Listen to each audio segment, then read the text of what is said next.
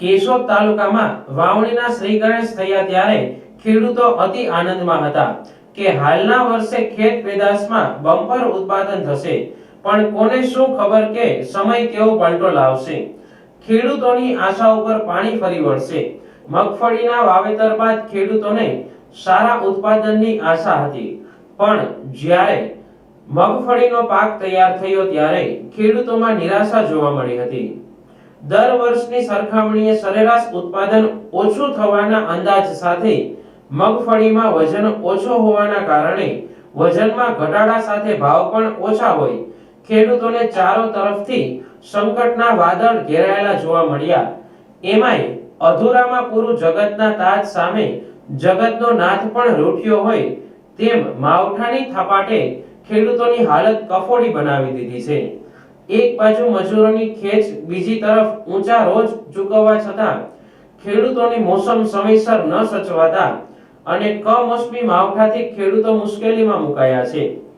અનેક ખેડૂતોના આર્થિક વ્યવહારો પણ ખોરવાઈ જાય તેવી પરિસ્થિતિ નિર્માણ થઈ છે। અનેક ખેડૂતોના ખેતરોમાં હાલમાં પણ મગફળીના પાથરા પડ્યા છે, તો કોઈ ખેતરોમાં મગફળીના ભર પડ્યા છે અને ખેડૂતોના ખેતરોમાં મગફળીના ઢગલા પડ્યા છે, જેમાં પણ નુકસાન થઈ રહ્યું છે। ખેડૂતો કરે તો પણ શું કરે? નુકસાન સહન કરવા સિવાય કોઈ વિકલ્પ નથી।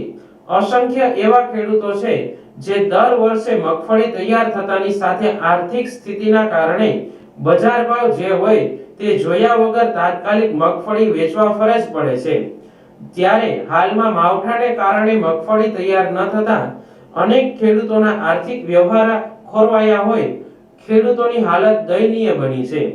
ખેડૂતોને પડ્યા માથે પાટું લાગ્યું હોય એમ મગફળીના ઉત્પાદનમાં ઘટાડો, સરકારી ટેકાના ભાવે તાત્કાલિક વેચાણ શક્ય ન હોય અને કદાચ ટેકાના ભાવે ખેડૂતોનો ક્રમ આવે તો ત્યાં નિયમ મુજબ મગફળીની ખરીદી થતી હોય ત્યારે અન્ય મગફળીનું બજારમાં વેચાણ કરવામાં પોષણક્ષમ ભાવ ન મળતા હોય ત્યારે ખેડૂતોએ શું કરવું તે સમજાતું નથી। ખેડૂત સમૃદ્ધ તો દેશ સમૃદ્ધ એ સૂત્ર માત્ર બોલવા પૂરતું જ રહ્યું છે। ખેડૂત સમૃદ્ધને બદલે પાયમાલ થઈ રહ્યો છે।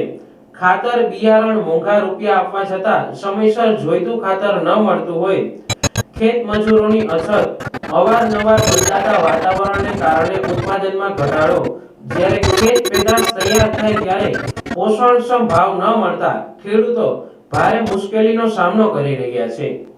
ત્યારે ખેડૂતોની વેદના કોણ સાંભળશે? ખેડૂતોને થયેલ નુકસાનીનું વળતર મળશે કે કેમ? ખેત પેદાશોના પોષણક્ષમ ભાવ મળશે? માવઠાના મહાસંકટના ઘેરાયેલા વાદળો દૂર થશે કે હજુ ખેડૂતોને કુદરતી આફત સહન કરવી પડશે એ તો આવનારો સમય બતાવશે। પણ હાલ તો ખેડૂતો ભારે મુશ્કેલીનો સામનો કરી રહ્યા છે।